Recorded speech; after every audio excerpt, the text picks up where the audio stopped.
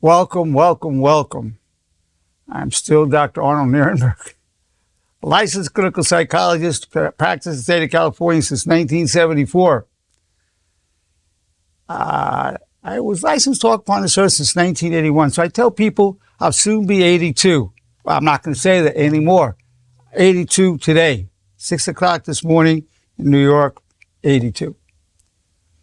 So that's where the title comes from. 82 years old, looking back, looking forward. And it's my intention to really give you a different perspective on life, with the hope that you'd be more grateful for what we have at this time and feel more hopeful about your future. That's what I see. And for that to have a long-term impact on you. When I look back in the 40s and the 50s, I'm going to tell you something, I say tongue-in-cheek a little bit, and it's going to shock you. I mean, it's going to really be surprising to you when you look back in those years. Then I'm going to explain what I mean when I say it. I could say I'm being a little facetious, but in a way I mean it. Let me tell you, it's a very unusual evolution we've had as a nation and as a world. Back in the 40s and 50s, no one had any problems. Back in the 40s and 50s, no one had any problems. There was no depression. There was no anxiety.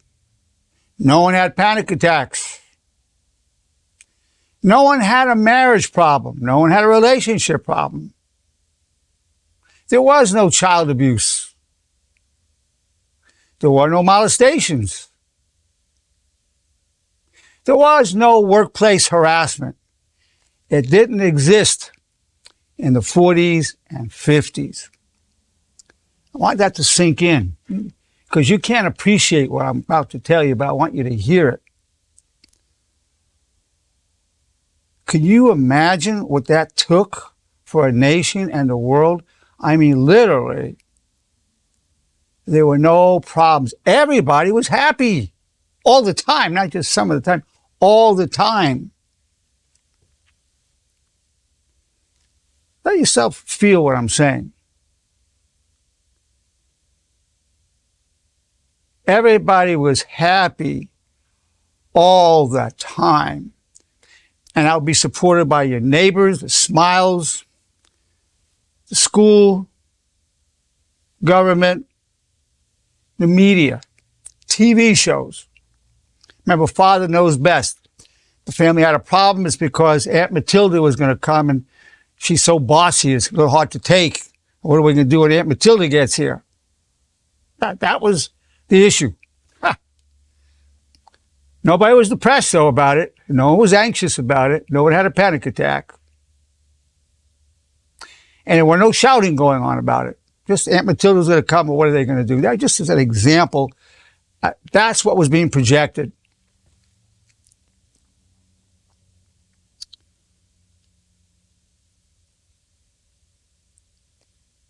Are you with me? Do you feel what I'm saying? You have no idea of the oppression of that. So you couldn't talk about anything.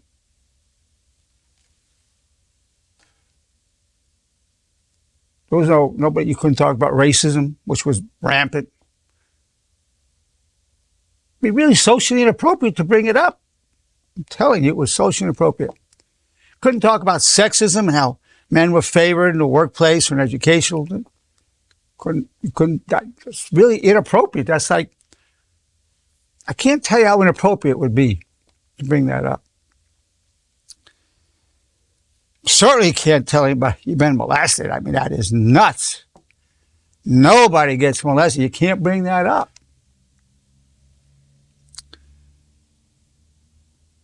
And you couldn't bring up that you feel discriminated against or harassed by your boss, your supervisor.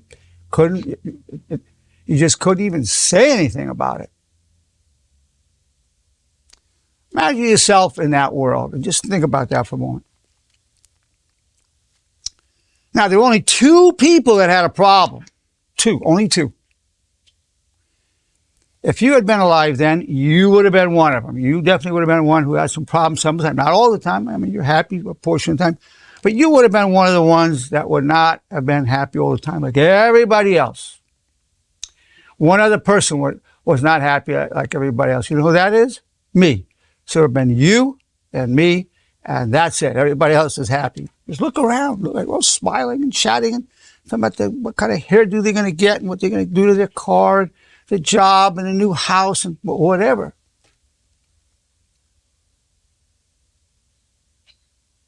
And Father knows best. That's what's on TV and variations thereof. Two people were not happy all the time. You, had you been alive back then, and definitely me.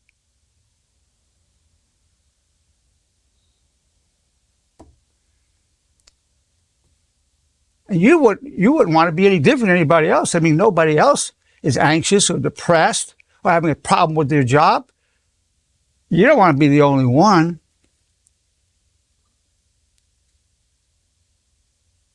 You can't even tell your best friend about it. It's just really inappropriate. I can't tell you what an oppression that was, what it took for the nation and the world. It wasn't just America. I've talked to people from other nations, and no one had any problem in their nations either. Heck no. Didn't exist. It wasn't just, there was some kind of mass insanity. You with me? You hear me? Because you can't possibly understand what happened in the 60s with turn on and drop out. Tune in, turn on and drop out. You know, the hippies. Can't understand it unless you understand the 50s.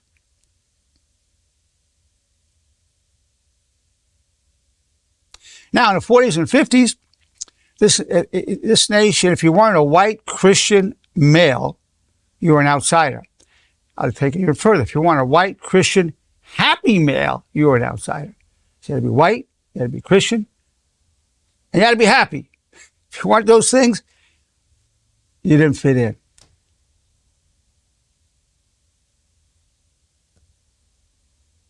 And that's who the nation belonged to. Happy white Christian men.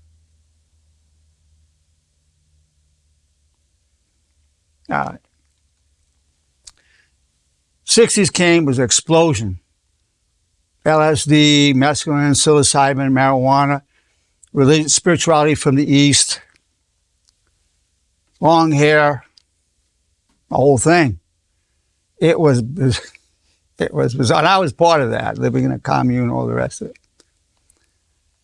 That's what happened. We couldn't stand it anymore. I mean, whatever it took to keep that going was just too much. Fast forward to 2023, you have Dr. Phil, you have all these shows of people being miserable or dealing with problems. Remember, you had Jerry Springer and all the infidelities and people's angry. Just all kinds of shows. Thousands and thousands of self-help books. Why the self-help books? Because people say, I need help. Help! Woo! That's great. That's great.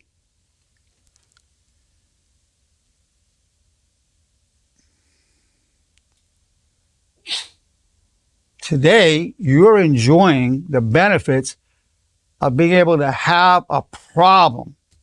Maybe you get depressed. Maybe you feel disabled at work. You just can't carry on right now. You're enjoying the benefits of being able to say that. You have no idea. There was no law against it. Legally, you could say, hey, I'm depressed. I need some help. You could say it in the 40s and 50s. But the social pressure was so strong that really you didn't have permission to do it. You could legally do it, but not socially. The pressure, there was like an understanding. You don't say that. Now you can. I feel depressed today, having a rough time. Having an issue with my marriage, having an issue with my girlfriend, my boyfriend. My kids are acting up. my child is autistic, ADHD, psychotic, whatever it is. That's acceptable now. You can say that. You're not crazy. You can have a problem and you can acknowledge it. What does this mean? Today, you can be a full human being who struggles. You have no idea. Nobody was struggling in the 40s and 50s. Imagine a world where nobody struggled. Maybe somebody was having a problem, making enough money, whatever, but nobody was struggling with anything inwardly. Nobody. Now, it's okay that you're struggling. You have no idea what a luxury that is. It's okay that you struggle. Still a lot of pressure to smile a lot, but you don't have to.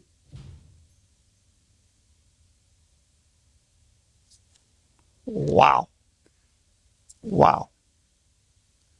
Now, what that means is that there's more than two people who are not happy all the time.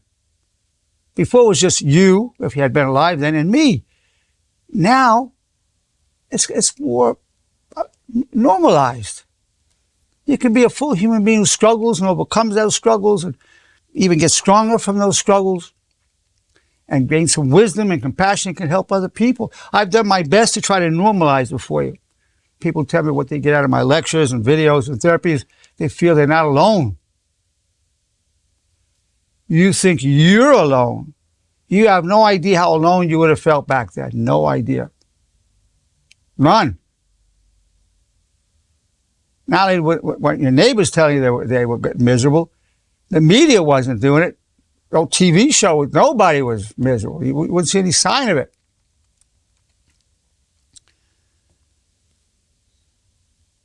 So there's no struggles. And nobody failed. Nobody said, I feel like a failure. I feel worthless. I feel guilty. Having a rough time. I mean, that's being a human being. Nobody escapes that. Nobody. Not the people then, not your parents or grandparents, not mine, not our children, no one.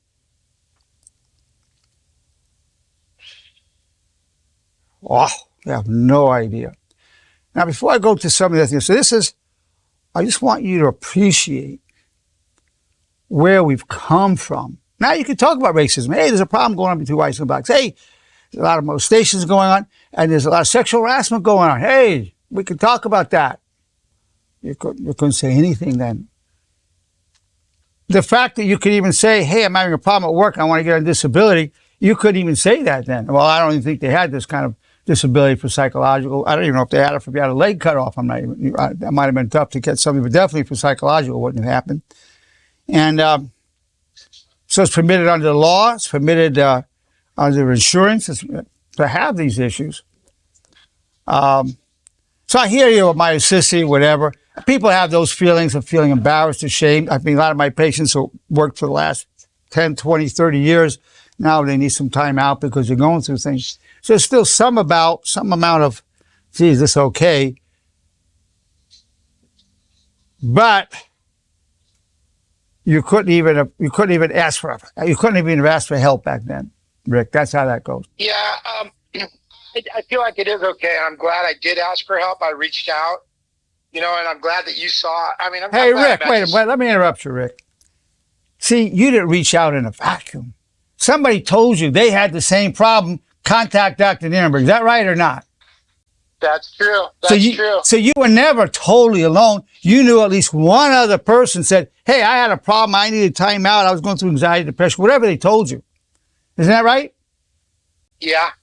I'm Rick, grateful Rick, that I had the Rick, in the 40s and 50s, nobody would have told you that. You couldn't even ask for help. No, forget about asking. Nobody would have said, hey, I know this doctor. He can help you with what you're going through emotionally and the stress you're having at work. No one would have told you that. So we're better off now. Well, that's the point of what I'm saying of the progress. Exactly, Rick. It's night and day. They had one person tell you. Now, keep in mind, back then, there wasn't going to be one person to tell you that. Right. So people are willing to say, would have been too ashamed. It seemed too crazy. They would hide it. Oh, hide it. For God's sakes, don't tell anybody. Now, it's still that kind of vibe around, but he told you. And let me tell you something about your friend who told you. Yes. You had one person tell you, but guess what? He didn't find me on Yelp. Somebody told him. Okay. So we're all doing better of sharing that it's okay? Is that kind of where you're going? It couldn't have happened in the 40s and 50s, Rick. Yeah, I mean, trust me, I felt blessed even before you brought this point up. So we are probably pretty lucky. So there we have it. There's still some wondering if it's okay to have a problem, but nothing compared to what that was. Now, let me tell you a whole perception that went on in the 40s and 50s. Back in the 40s and 50s, women didn't want sex.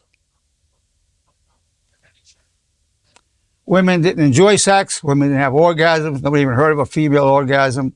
40s and 50s, honestly. I'm serious. Now women say, hey, I like orgasms. I enjoy sex with somebody I love, or even somebody I don't love, whatever.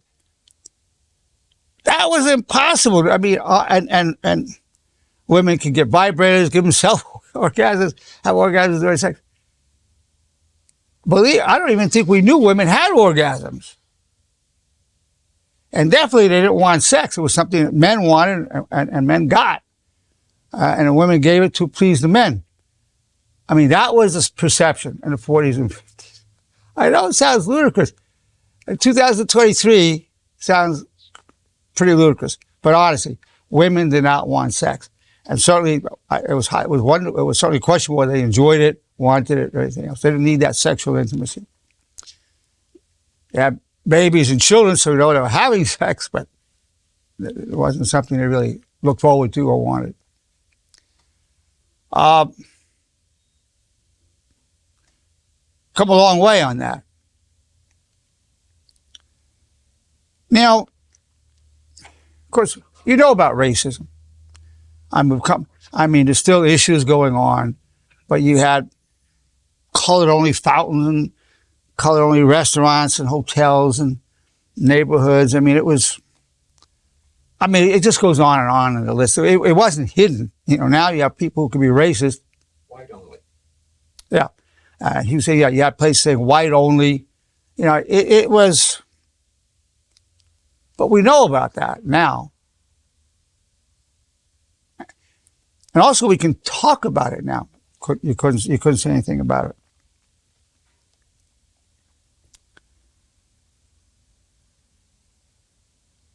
Now, I would say, I'll tell you some things that you take for granted. Believe it or not, one of the big breakthroughs was this. It was a ballpoint pen. In the 40s, when I was in school, you had a straight pen. You dipped it into an inkwell, you wrote. You dipped it in an inkwell, you wrote. Then you had these Waterman pens. You could do something with it to make ink, it suck up the ink, and it would hold ink for a while. You didn't have to keep dipping it. That was huge. I think it was, and then a ballpoint pen, Papermate. I think it was the first one. Papermate. It changed writing, and you can get them cheaply right now. You can buy, at a 99-cent store, you can get 20 of them for 99 cents. Huge. The ballpoint pen was huge. Now, when I was about in junior high school, the credit card came out. So, the 40s, 50s, I think it was somewhere maybe in the 50s, credit cards came out. Some of the inventions. Of course, now we went into computers, and it looks like the way the future is AI, artificial intelligence. It was mind-blowing what that looks like is coming. Also, and over my lifetime, my 82 years, there's been a collapse of a number of empires. The Ottoman Empire collapsed, I think, a little bit before my time. But in my time, they would say the sun never sets on the British Empire. Nobody says that anymore. It sets on the British Empire because you had India, you had all kinds of nations part of that. Colonialism. Now the sun does set on the British Empire, but it didn't then. And then, of course, even during many of your lifetimes, the USSR, that empire collapsed. And looks like President Putin of Russia is trying to reestablish some of that, but right now that empire has collapsed. So there's been collapse of empires. Now, when I was growing up, this is going to seem really, really strange to you, honestly. There was only one religion in America, Christianity. Nothing else existed. The Bible, which had the New Testament, the Old Testament, and that was it. One religion. Once on TV, you'd see maybe some Arabs, but you didn't even know what their religion was. They usually were portrayed as very sneaky and devious. Just Christianity. And of course, they knew some Jews were around. It was the Old Testament and talk about Moses, whatever. So there was this idea, well, some Jews. When I was growing up, this would be really odd to you. Practically nobody knew that Jesus was Jewish. You might say, how could that be? People didn't know that. So it was only Christianity. Well, today, look at what's happened. I mean, on the calendar, you have not only Christmas, you have Hanukkah, you have Ramadan. People know the name Islam, Muhammad, the Quran. I mean, the average person knows there's another religion, or at least Islam now. A lot of it's been spread through terrorists, but even before that, we're knowing it. People also know that there's Buddhism around. You have Buddhist temples. You have the mixing. I mean, people are traveling. And with the advent of the computers and whatnot, the internet, people are more traveled. They're flying more. It used to be just the wealthy went. Now everybody's flying, practically everybody. And you can't go places. You can see it in the movies. You can see it on your phone. You travel vicariously. And you're seeing people of different cultures. And the foods are coming in from all over the world. When I was growing up, you had some Italian foods, Jewish food, maybe Chinese food, but you didn't have Middle Eastern, you didn't have Mexican food, you didn't have a lot of Latin American food, Peru, wherever. You didn't have these foods. So the foods came in. People are traveling over here. And then civilization spreads through warfare and business. You go over there, you kill each other, and then some intermarriage. So we bombed Japan. Some of our GIs married Japanese women that came over here. You have these massive migrations due to civil wars and whatnot. Muslims have come in here. So you have a lot of interracial marriage between ethnicities. So you have kids running around with the name Muhammad and Ali and Hussein. Believe me, nobody had that name. It was Joe, Johnny. Maybe you had a Richard here and there. Girls with Janet, Barbara. I mean, you didn't have these names. You didn't have. Now so there's a mixing. People are hearing these names now.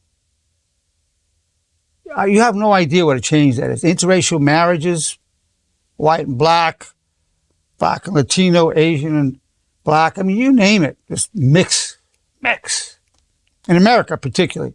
Other nations are less of it, but particularly here. So you have the foods coming in, the cultures coming in, demographics shifting.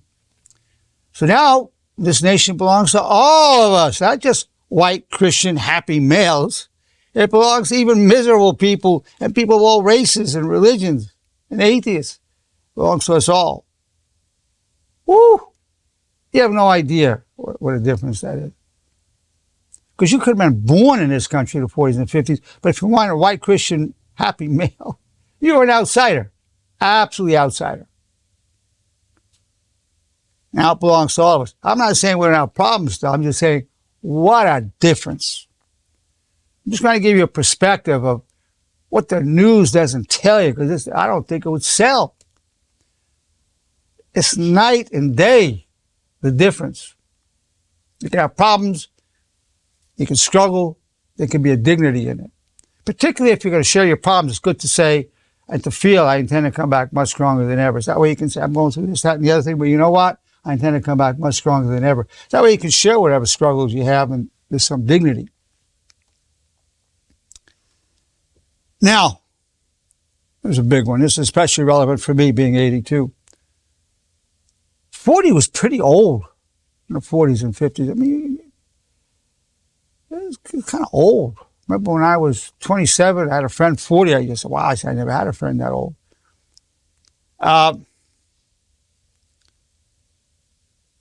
Life expectancy is going up. People, in terms of longevity work and longevity studies, people talk about the body's geared for 120, and it's even said that the child is born today who will live to 150. We know about the supplements, the diet, the medical procedures to keep us alive. We know a lot about that in terms of the physical, spiritual, and mental dimensions to that. I've given many lectures on it. Then, of course, you have the computers. I remember about 40 years ago, I was at a lecture. This guy said, in 25 years, you won't recognize 90% of what's on the shelf. I remember, go to Radio Shack about 30 years later. I used to just go to Radio Shack for wires and batteries and whatever. I really didn't know what 90% of the stuff was on the shelf. And I'm sure, and within 25 years from now, you're not going to recognize 70, 80% of what's on the shelf.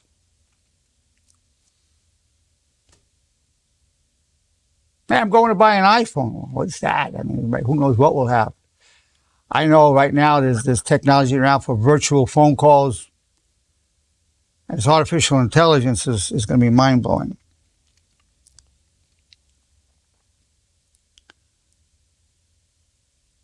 People may not accept each other's religions. They may not even like it.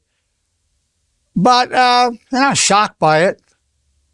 And say, well, it's America, particularly America. Say, well, I'll accept it. We'll do business together, whatever. I'll take your money. You want to buy this? I don't care what race or religion you have. I'll sell it to you. Business is a good equalizer.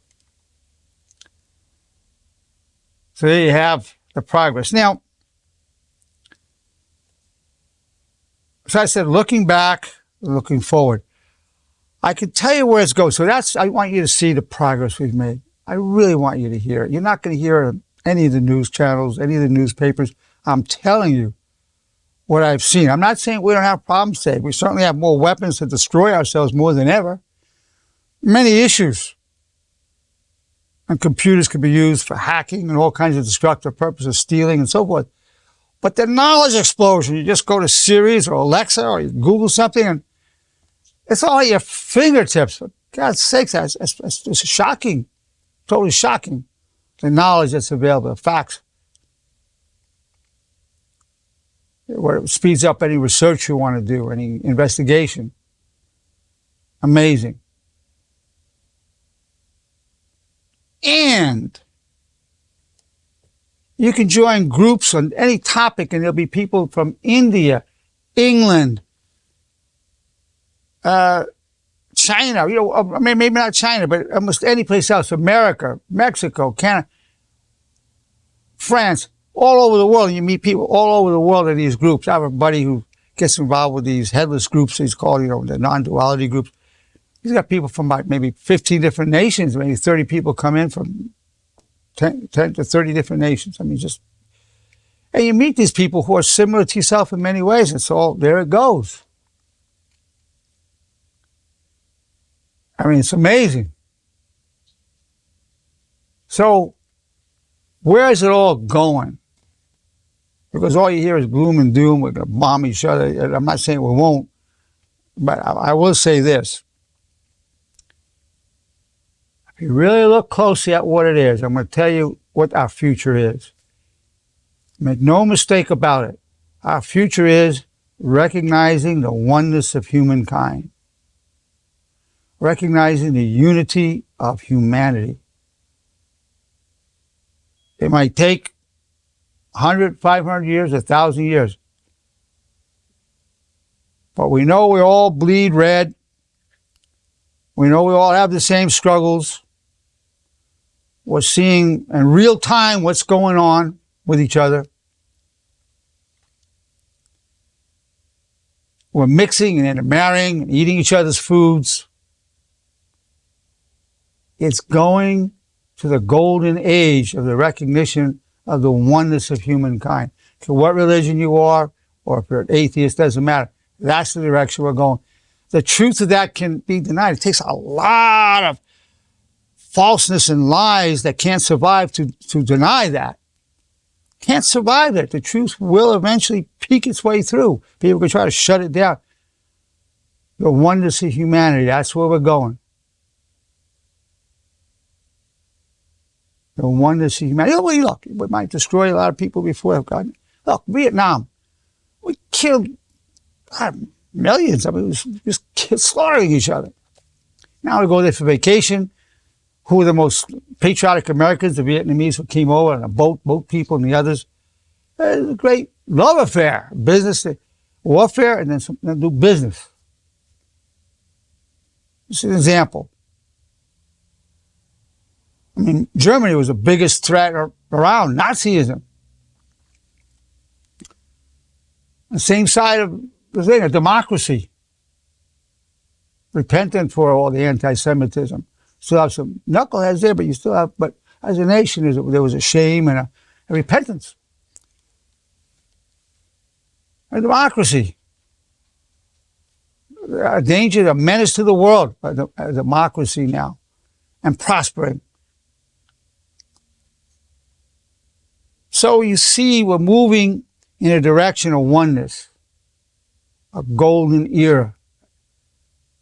It has a time frame. It just depends how much we catch on to it, how quickly we go there. Now, my contribution is to initiate the honor movement to help accelerate that. You have political systems that maintain stability, religions that the religious founders who made a tremendous impact on civilization, but also starts becoming divisive. By the way, back in the 40s and 50s, you couldn't even talk to somebody of a different religion. I remember being in a Jewish Boy Scout group. We invited another group from another religion. They didn't even want to come into, it was like a sacrilege to come into the synagogue. It was a sacrilege. Now we have councils of churches. We have people of all religions meeting and talking. There's dialogue going on. My grandfather's a rabbi. It was unusual then. He had one of his best friends was a priest. That was unusual then. Now,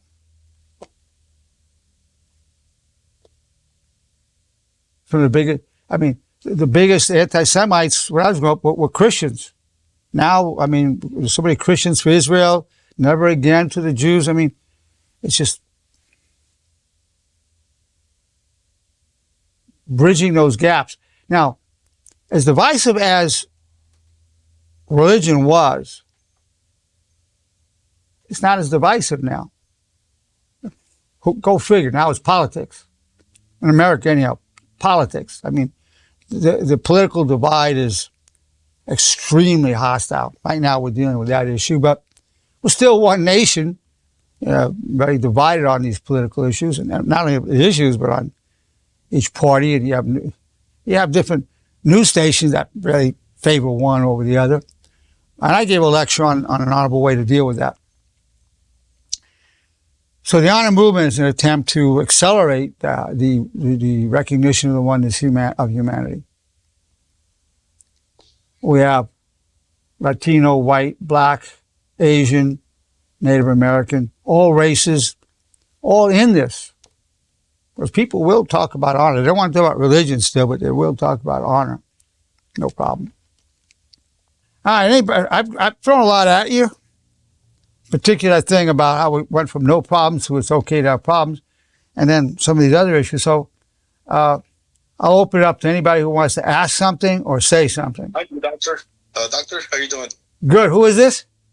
Arturo. Oh, Arturo. I thought it was you. Okay, Arturo. Yeah, I like your topic tonight because, I grew up in the 80s as a teenager. I was born in 69. And I regret a lot of things from the 80s that when I was in high school. We used to bully the gay people, the gay students. Oh, boy, I'm glad you mentioned that. When I was growing up, the worst things we call a faggot or queer, and people would beat them up. It was horrible. Right now, it's going to another, some of you feel it's another extreme, but this is much better than what we had back then. Oh, yeah. Yeah, that's what I'm trying to tell you. Yes. For the young people here, like I see a lot of young people that didn't grow up in the 80s, but we used to bully the gay Toro, people. it was worse in the 40s and 50s. It was worse. Regret it. Huh? It was worse in the 40s and 50s. Now that I grew up, I'm in my early 50s. I think about it and I regret it so much because back in the 80s, well, at least when I was growing up, if you were gay, you were the lowest form of life on earth. I mean, it was bad for the gay people. Hey, it was illegal. I mean, I know one of the inventors of the computer system in England, they put him in prison for it. Now, we've come a long way on that. A long way. Yeah. Good point. I'm saying this is progress. Progress. Now, some people say, yes, progress, but it's going too far one way. But believe me, whatever we have now, even if it's too far, is much better than what we had. Absolutely. Absolutely true.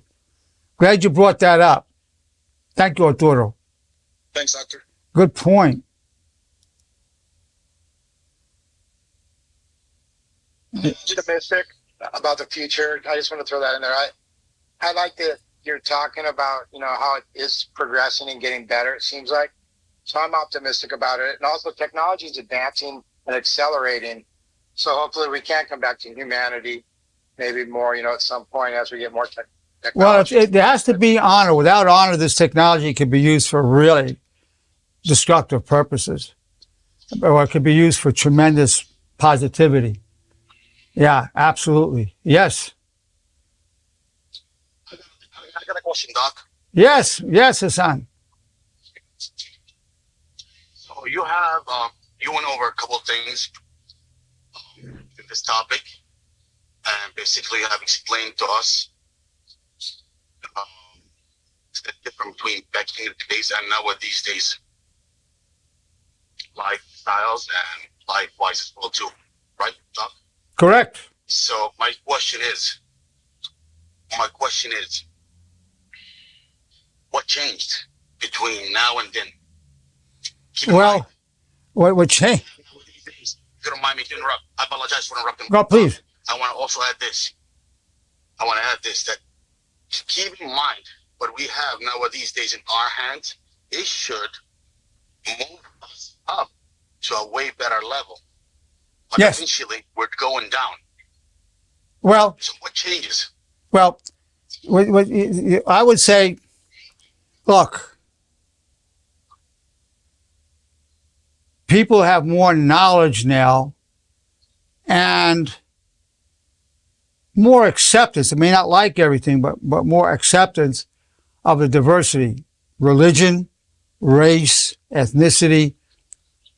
It's far from a perfect world on that, far from perfect, but night and day, both in terms of interpersonal and even how the media portrays the people. Night and day. Hi, Doc. Happy birthday. I have a question. Thank you. Can he define what he means by going down? Well, I think there's a lot of ways you could say it's going down. I mean, I think there's a lot of ways you could say it's going down. There's no difficulty in doing that.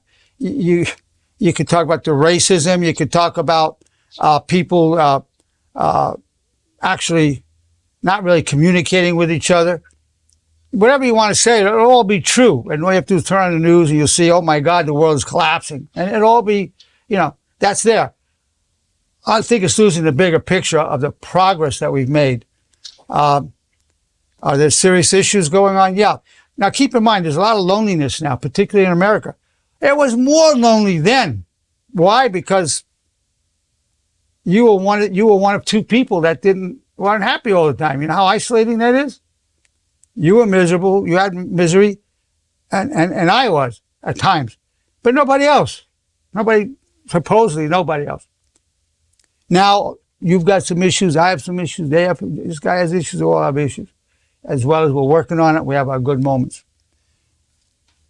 More or less isolating. There's still isolation going. There's still loneliness here, but I mean, you could say that the people are very selfish.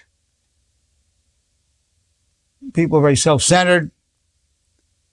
Me, me, me. You could talk about all that. That's all. There's these attitudes coming. They're around. But that goes with the pendulum. It goes one extreme and another. So you can look at a lot of trends where it's a problem. But the overall thrust is, I'm talking about some of the really positive things that are there too. Whatever negative things you want to say, and they'll all be true, I'm just pointing out the progress that's there. I'm not denying that many things have gotten worse. You could say, or worse, whatever. But let me tell you, people talk about the good old days. Well, the good old, I mean, the whole idea, for example, make America great again. Well, it wasn't great. I mean, it was not, we were not great. In fact, we're greater now. Yeah. And thank you for that. May I interject? Yeah, please. Yeah, Tracy. I understand what you mean, Ivan. Well, what you're asking about, what does it mean by going down? I do feel that people have lost social skills, their socialization with one another face to face, or even on a phone call. And I'm talking about the youth. I'm not talking about people of an older generation, because the older generation still has that. But I have noticed people in the older generation who have accustomed themselves to technology. They have kind of isolated themselves in such a way. And I see a lot of elderly people. So when they learn how to use smart devices, it does tend to make them less social and have more depression and anxiety and everything. But as far as progress, we are on a whole nother scale, changing from, the way things are just supposed to be easier now, right? It's the way technology has advanced. It's supposed to make things easier. A lot of things have been easier, but it also has changed the way, I guess, physical labor is. People have become physically, I guess, lazy, and in this newer generation, because we have technology, machines and things that can help us make things easier. So it's like a give and take with progression. Well, let me talk a bit about that. Those are great points, very great points, Tracy. Let me tell you something about the face-to-face communication that people used to have. It wasn't that great. It was unbelievably superficial. One of the reasons, in my opinion, that as a psychologist and being 82 years old, people went to the phones because they don't want to keep listening to this nonsense face-to-face. The things that people were saying were, we conducted at the Nerenberg Institute, we interviewed 1,800 people. Over 70% said they become agitated and nervous with 5 or 10 minutes of superficial conversation. So given that people are going to be superficial 95% of the time, people want a 50-50, 50% superficial, 50% deep. They were not good communications. People just sitting there BSing each other, just talking about nothing. It's all right to talk about the game and talk about this. That's all right. I'm not saying we shouldn't. But it was overdone, and people got tired of it. So don't think the face-to-face was a great thing for the people. One of the reasons they've turned to these things because they don't want to keep listening to you. They say, look, you're just going to waste my time. Let's say what we have to say to text and get on with the day. So really what has to happen is people have to learn how to talk from their heart.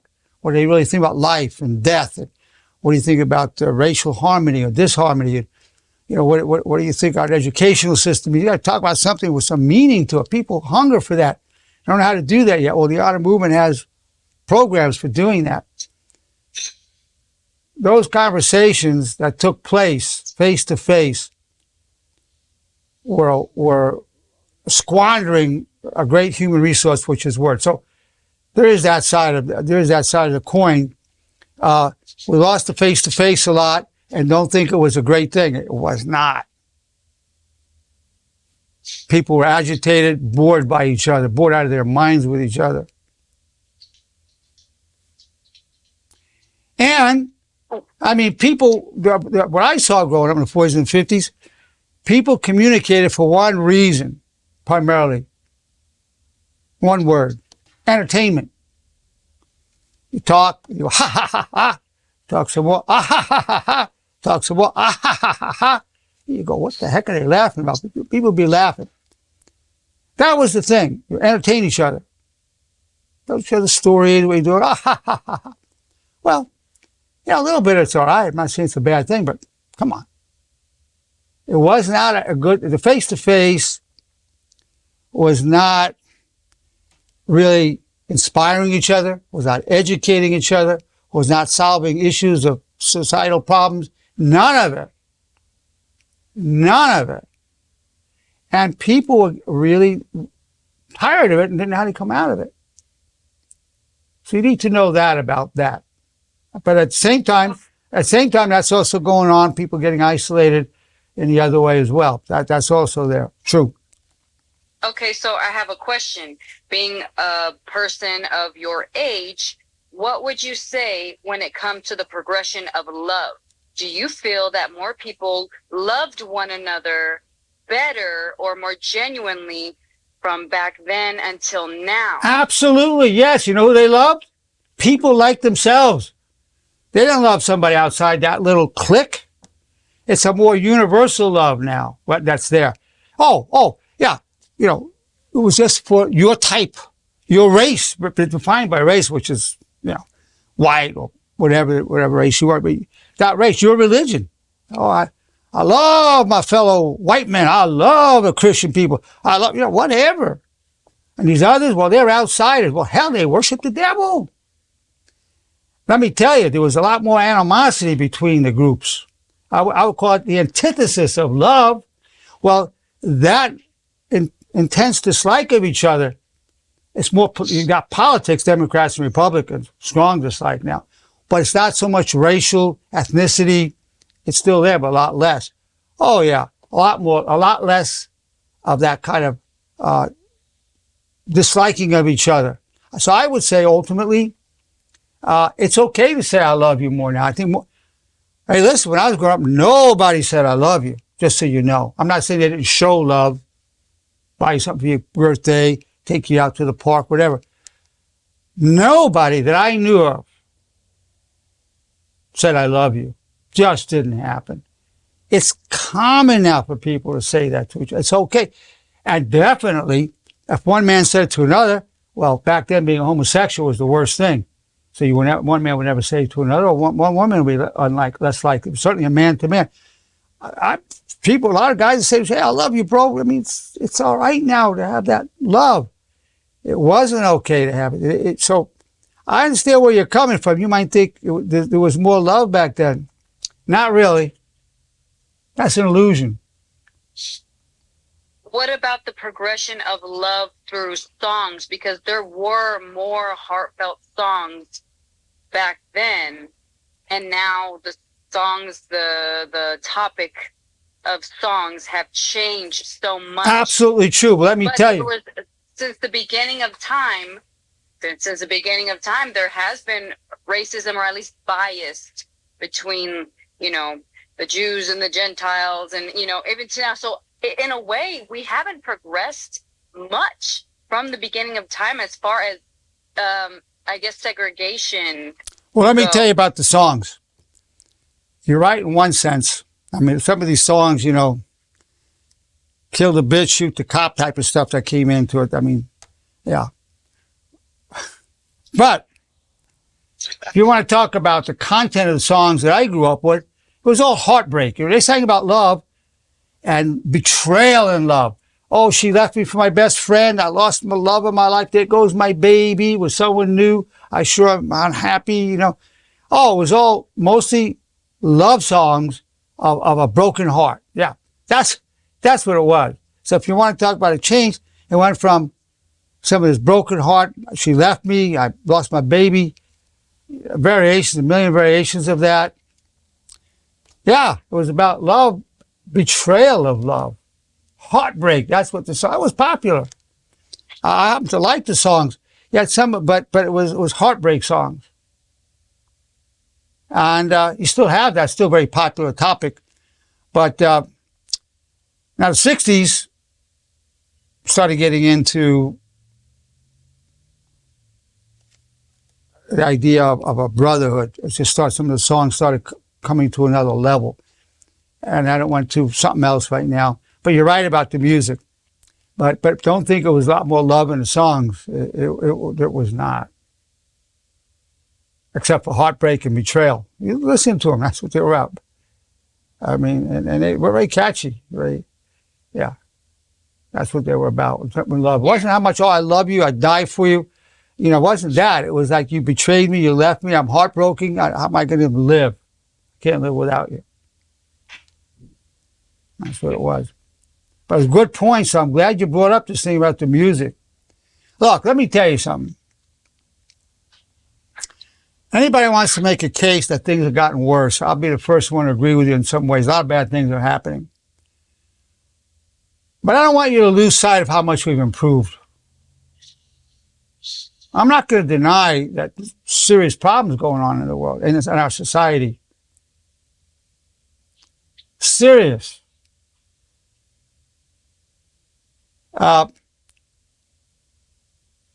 Look, there's a breakdown of respect. Breakdown in loyalty. But it was never really, you might have a loyalty within a clan before. It was never outside your own little circle. You can say the disrespect, the sense of entitlement, a lack of loyalty, the lack of gratitude, rampant. So if you want to talk about these things, it's true. It was, back when in the 40s and 50s, there wasn't more gratitude. There really wasn't more loyalty, maybe within a certain clique. So there were a lot of illusions of, ain't we glad? This is so wonderful. And of course, everything was wonderful because nobody had any problems. So you don't know. If you hadn't lived through it, you wouldn't know. Yeah. Yeah. I think we had more respect for our parents. Well, I would say it did seem that there was, in America, more respect for the parent. I would say it would seem that it was. There certainly was more fear of the parent. I mean, back then, well, I'll talk about myself. My mother loved me, wonderful mother, beat the heck out of me with a strap, smashed my head when I wasn't learning how, cut my lip open, hit me with a water gun. I didn't like it. Now, let me tell you, I was terrified of her. Terrorized of her. But it wasn't child abuse, Dad. I never even heard, there was no such word, child abuse. That's right. I mean, that's a good thing. My mother would have been arrested back then. And my mother was wonderful. When I was 30, I said to my mom, Mom, do you remember what you did to me when I was a kid? So I didn't do that. I said, that's okay, Mom. Let's forget about it. I always knew you loved me. And as far as I can tell, you would think it would have damaged me. But as far as I can tell, honestly, I don't think it did. But it sure as heck was not a good way to live. I was terrified of my mother. So you could say, were we frightened of our parents? Yeah, because they could really hurt you. It might look like respect. I think, maybe it was an outgrowth of, the respect was something that, outgrowth of terror. Frightened. People say, yeah, well, back then, my mother would say, I was biting me upside my head. I wouldn't put up with that. And people bragging about, hit me upside the head, give me a whooping.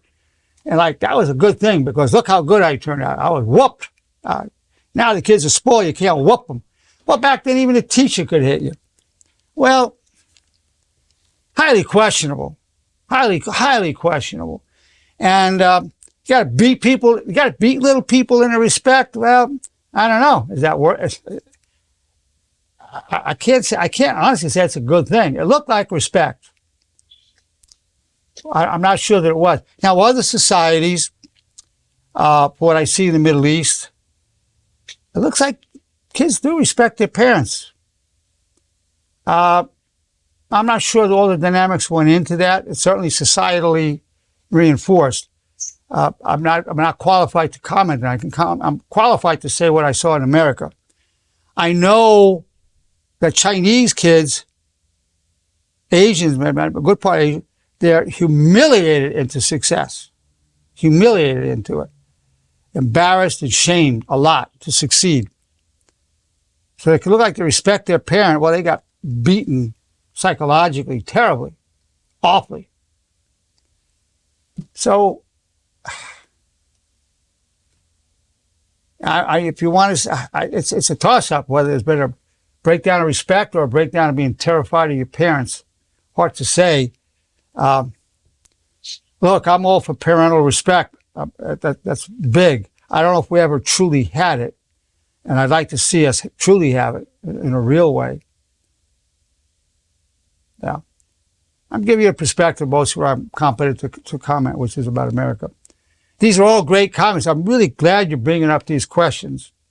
And my mother, may she rest in peace, was a wonderful human being, wonderful. Although that part of it. See, you can say these things now, and you say, well, that was... You couldn't say it back then. Oh, hell, I couldn't tell anybody. Now you can talk about these things. I was beaten, I was abused by today's standard. Back then, keep in mind, there was no social services to call and get the kid taken out of the house. Wasn't going to happen. Yeah, and that's what went on. And look, wives used to respect their husbands more. You could say, oh, they used to respect the husbands more. Well, I know there are cultures where it's okay for the husband to beat his wife.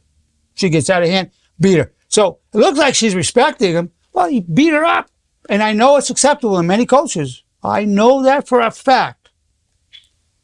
And you say, well, there, a man's a man, a woman's a woman. She knows her place. Well, yeah, he's stronger than her and beat the hell out of her if she steps out of line. So on one hand, it looks like respect, but she's terrified of him. So you have to look a little deeper on some of these things about respect. I mean, it's possible, but when it comes to terrifying people to get it, I'm all for respect. I'm big on respect, and I don't like disrespect. I really don't like it. But also brutalizing people to make sure these little people become respectful citizens, that is really, something's fundamentally wrong with that.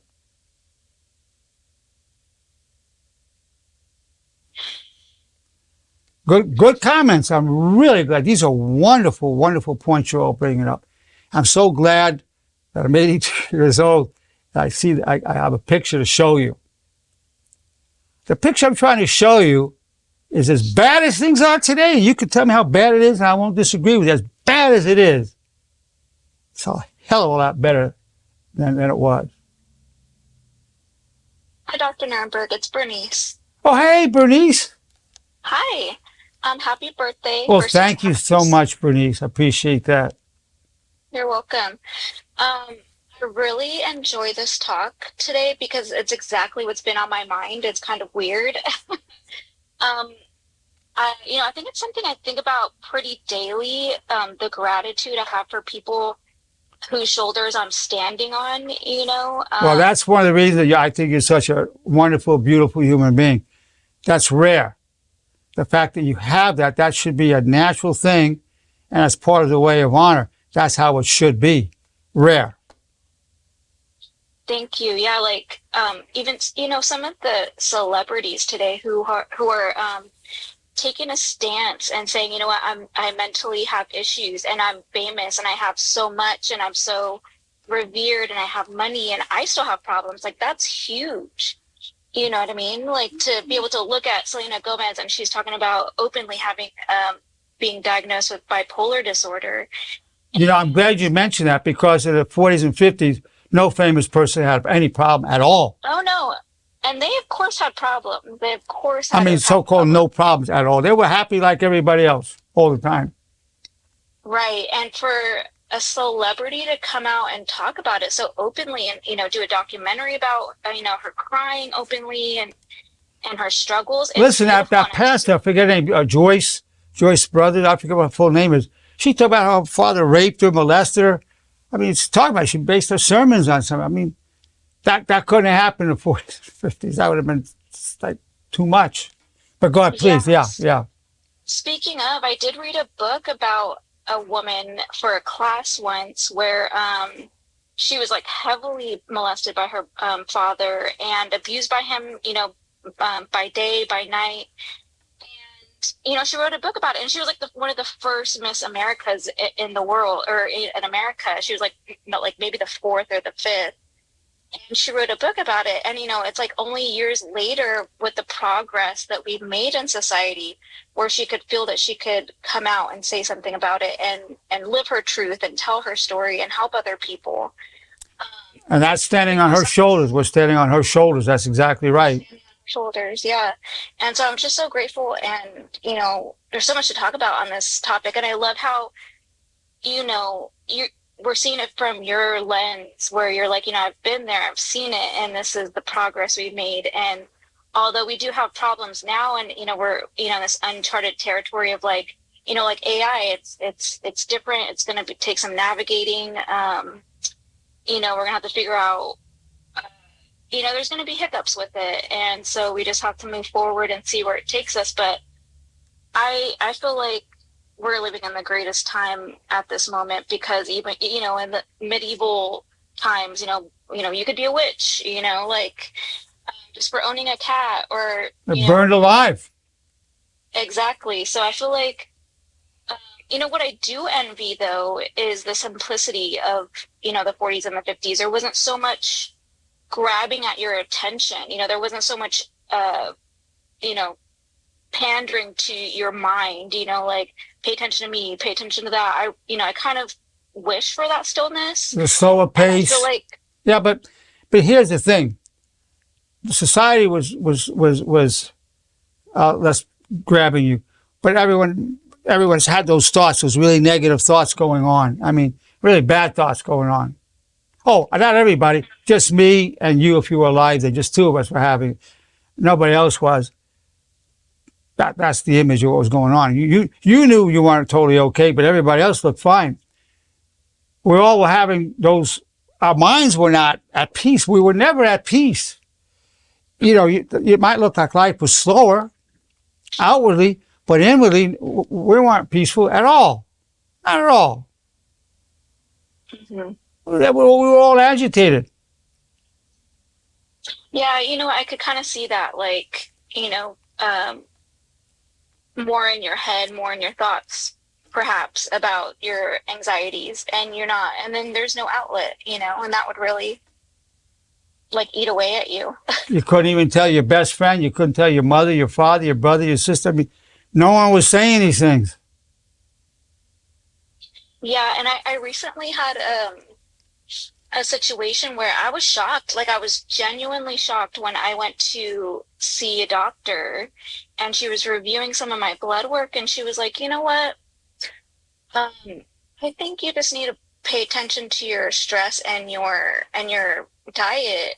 And I was like, what? I was like, oh my goodness, I'm so shocked right now. Like, and she's like, you know what? And then I started to cry about my dog. She passed away. I recently got sick because, I just got depressed and overwhelmed. And she was like, you know what? We all go through that. And even the most well put together people, everything she was saying was blowing my mind. And she was like, it's, we sometimes we're broken spiritually, sometimes we're broken emotionally. And I was just, like, she was like speaking to me, making me cry. Well, she was, your doctor is a wonderful doctor. One of the things I've conveyed to my people, it's normal to be dysfunctional, messed up in some way for periods of time. No, absolutely, everyone. Now, it's getting more, people are understanding that more, not perfectly, but more.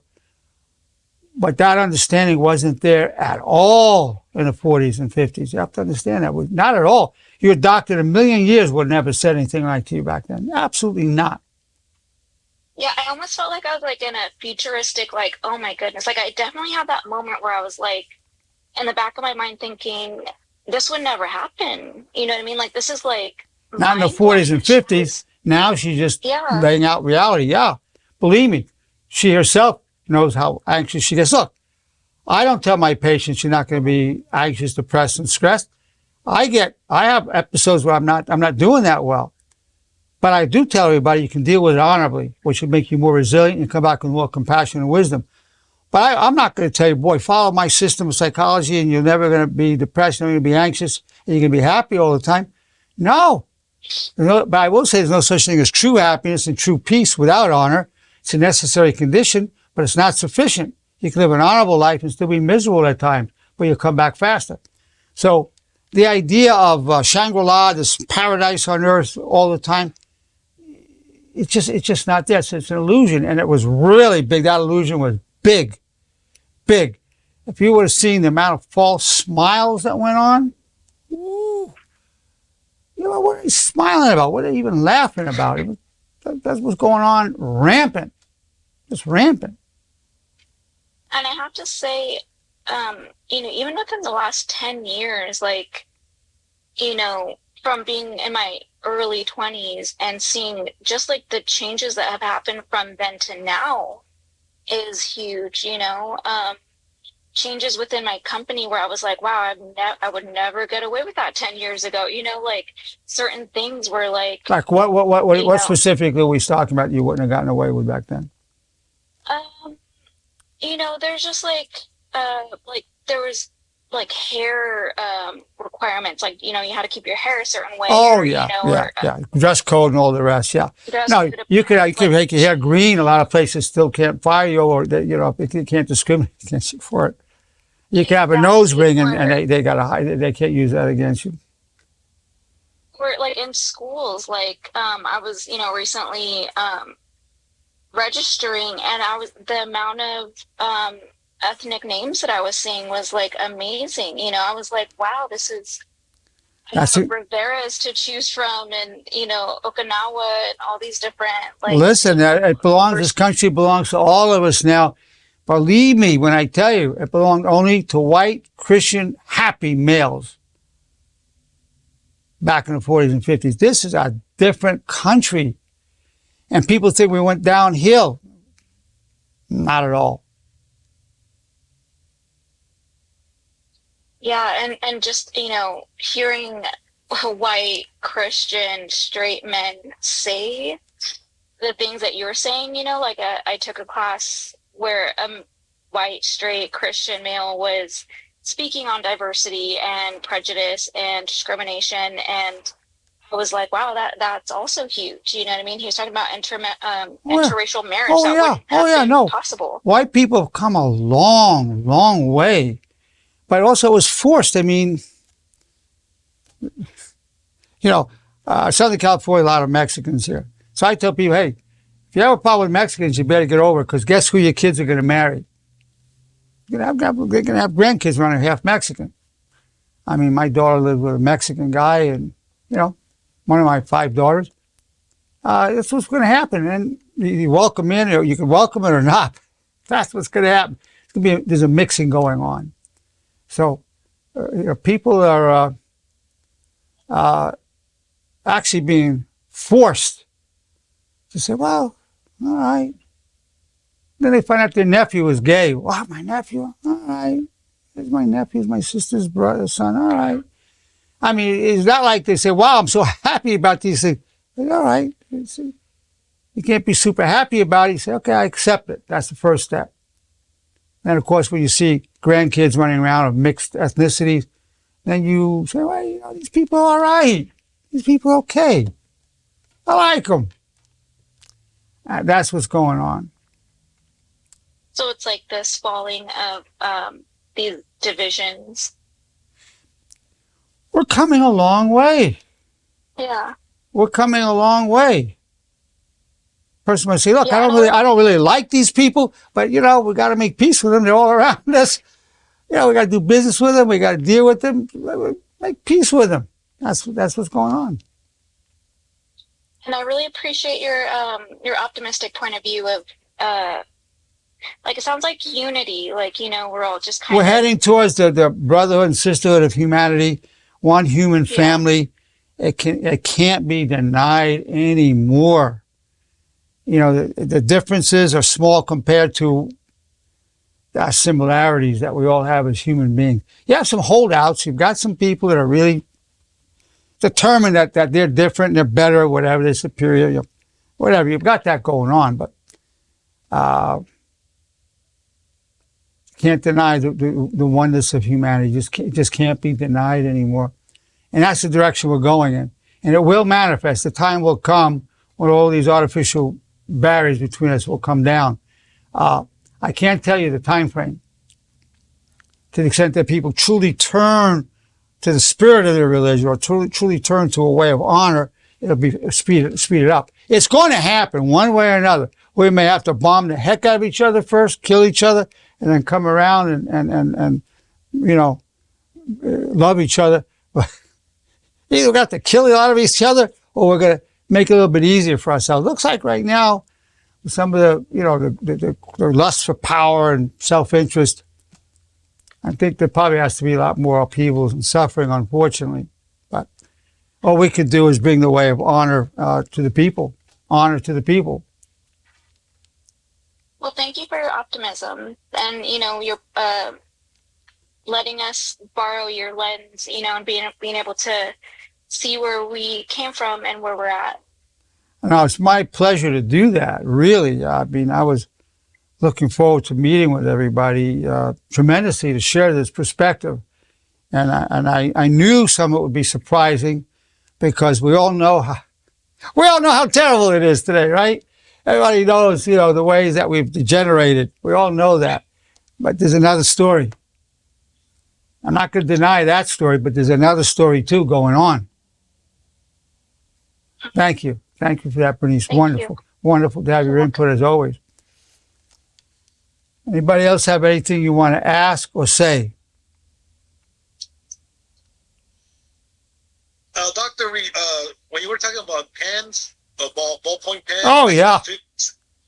I just remember something right now. I mean, it's been a long time. I don't know if you remember, maybe late 70s, early 80s. Remember that one pen that had that lady with the bathing suit? And then you would flip it upside down and her suit would come off? No, I don't remember, but no, I knew there were things around like that. I personally never had one, but it doesn't surprise me that it existed. Yeah. I don't think they're around anymore, but yeah. Yeah. I just remember that. I thought it was Yeah. You know. But it was a ballpoint pen. It wasn't a fountain pen. These ballpoint pens that were disposable, you have no idea how it changed writing. Yeah. I mean, you carry a pen on you. When you used to have that stick pen, you have an inkwell at the pen, so you had to be a special spot to do your writing. I mean, when I was at school, there would be a desk with a hole in it that the inkwell was in. You had to dip your pen in. Then you got the pen that you could suck the ink in it. That gave you something. It became a portable writing situation. But it only could do so much writing before that thing be drained of ink. These things, you can carry a couple with you, write all day. Then, of course, people have their computers and phones, and they can type stuff in that way as well if they don't want to do it by pen. Unbelievable in terms of the productivity that's possible now. Unbelievable. Technology, it makes life easier and is good to a certain point. But I don't see any kids playing in the streets anymore like I did when I was a kid, you know, like running around, playing hide and go seek. You don't see that anymore, and it's sad because... well, you know, it is sad that they're not being physically fit. But, of course, you know, one of the problems that we have right now is drug trafficking and human trafficking. So a lot of people are afraid somebody's going to kidnap their kid. When I was growing up, we'd be on the streets and no one worried about getting kidnapped. I mean, kidnappings were happening, but not like now. So, given you have the cartels and these type of things going on, there's a lot more kidnapping for the sex trade, for just slave trade. People are afraid, so they don't even want their kids outside doing that without having supervision. We just be out in the streets, stay out, come home at night or whatever. So that part became, you know, more dangerous in that way. Certainly, they want the mass shootings at schools and whatnot. I mean, we've got unique issues going on. So I'm not saying we don't have very, very, very serious problems. I'm just saying that in very fundamental ways we've improved enormously. But yeah, I mean that's a loss for children that more active and more sedentary. That is a problem. That's there. But when I was growing up, there weren't gyms. In fact, I was at 14. I was the first one in my group of friends to have a set of weights. Now there's gyms all over the place. So they're not doing it on the streets, but you get to a certain point where the people are doing it in the gym. I got some really great gyms and chains of them. When I was a kid, there was no gym around. I remember the first gyms that were there was Vic Tanny. I was in college. Before that, I'd never even heard of a gym being around. So, but we were active out on the streets, in the fields, playing football, handball, baseball, whatever. But basketball and so forth. Now there's less, kids are doing less of that, but then when they get a little bit older, they're working out. So that the gym has become part of life as a way of balancing that. When I was a kid, we had bicycles, right? You couldn't wait to get rid of the damn thing. As soon as you're 16, you got a car, you never want to see a bike again. Now people do for recreation. They get these all kinds of expensive bikes, incumbent bikes, this bike, that bike, go for rides as exercise. We just couldn't wait to get rid of them in my era. We just couldn't wait to get a car at 16 and never see a bike again. That was my generation on that. Yeah. But look, again, there are serious issues today, very serious issues, but I'm pointing out the serious progress right along with it. That was my goal today, was to tell the other side of the story. Something you're not going to hear anywhere else. You won't hear this anywhere. You're going to hear all these things you want to say about how things are worse. You're going to hear that anywhere you want to go. You'll hear that. And it's all true. But you're not going to hear what I'm telling you, which is also true.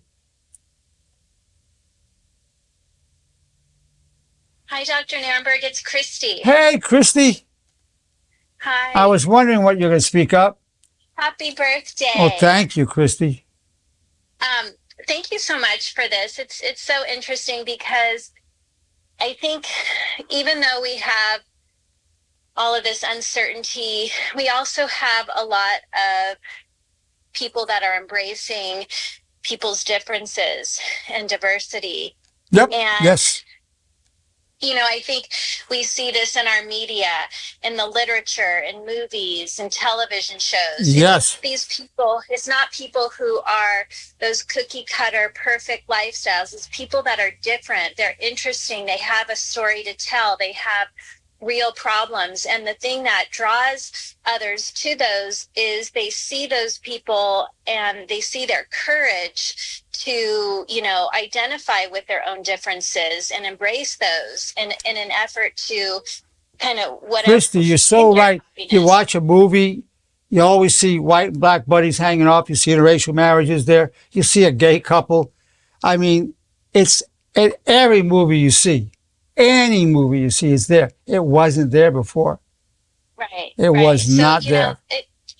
There is this movement more towards, inclusivity of people and their differences, and not trying to shove everybody into the same square peg round hole. That we need to be embrace and more empathetic and sympathetic. Well, listen, let me tell you, when I was a kid, you see a cowboy movie, Cowboy and Indians, the 40s, 50s. Well, the white guys were the good guys, and the Indians were monsters, scalping, innocent homesteaders, scalping these white people. Black people in Africa was awful. You'd see seeing black people in Africa in the 40s and 50s, they were cooking somebody in a pot to eat them. And that's what you see these guys running around half naked with spears and getting these good white people, putting them in a pot to cook them. I mean, it was that crazy. I mean, you have no idea. It was that nuts.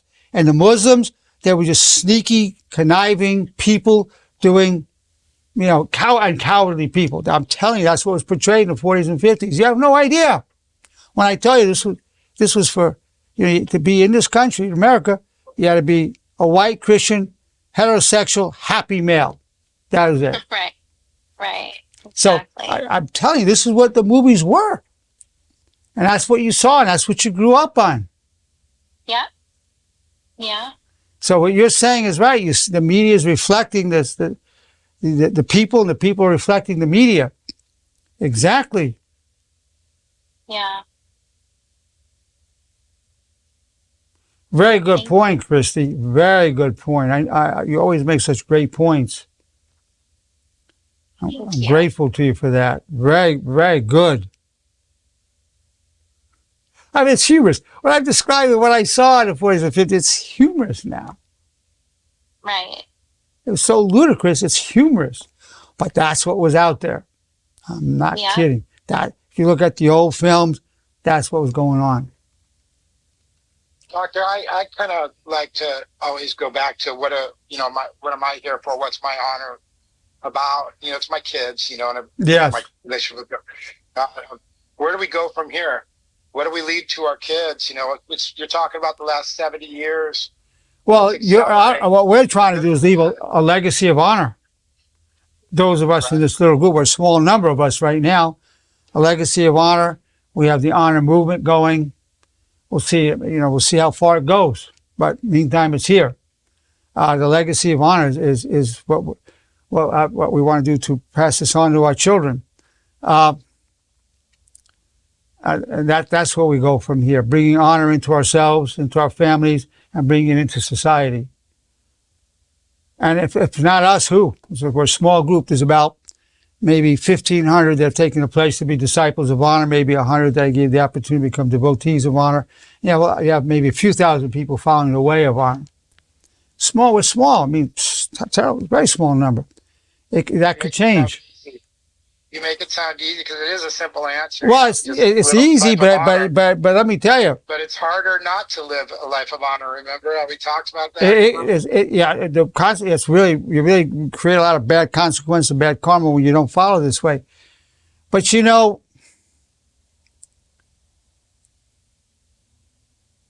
lot depends what you're attracted to.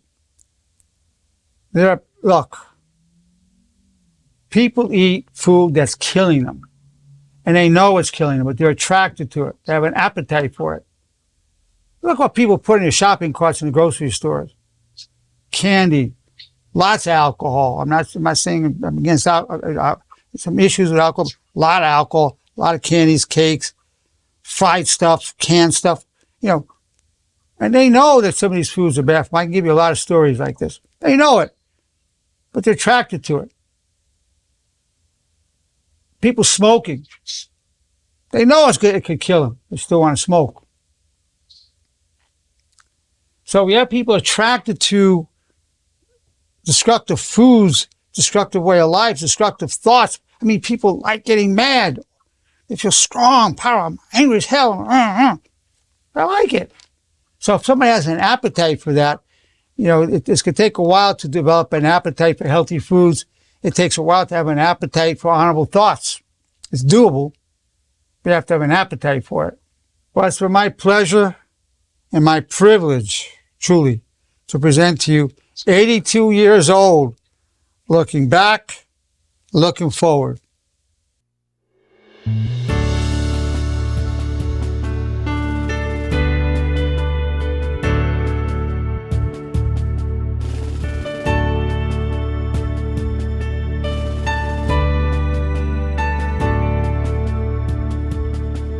The sea of destiny is in your deepest struggle. God's will and mine be one, and I wish you well. You are co-creator, respectfully real. There's a way in the valley that turns weakness to steel. We're known through all eternity. From strife we gain power, clothed in grace and love, disciples of honor. All the days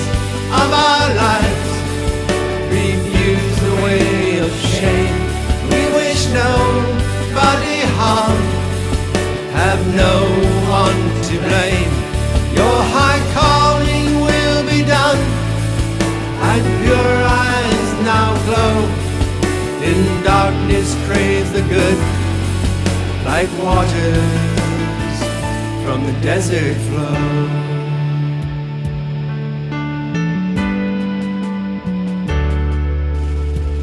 I pledge my love all the days of my life. I pledge my soul to all that is good. I pledge my heart to my brothers and sisters who I join in the light, leave a legacy of honor.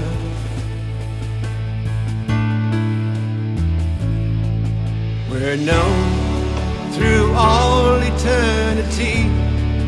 From strife we gain power,